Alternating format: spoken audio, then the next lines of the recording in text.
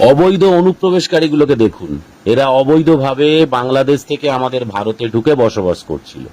আজ SIR চালু হওয়াতে এদের গ্রেপ্তার হচ্ছে এবং এদের বাংলাদেশে পাঠানোর সুবন্দোবস্ত করা হচ্ছে। এবার আপনি বলুন, SIR বিরোধিতা করবেন?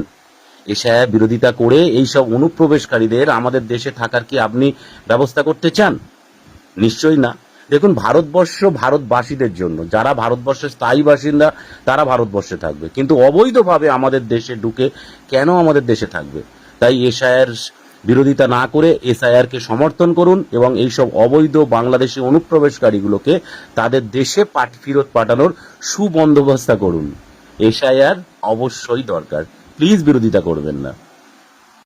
আসসালামু আলাইকুম প্রিয় বন্ধুরা, দেখা যাচ্ছে অনেক লোক আসছে। এরা মূলত বাংলাদেশের নাগরিক। এরা অবৈধ পথে ইন্ডিয়াতে গিয়েছিল, যাওয়ার পর ওখানে ধরা পড়ে এরা জেল খেটে বাংলাদেশে ফিরে আসছে পতাকা বৈঠকের মাধ্যমে।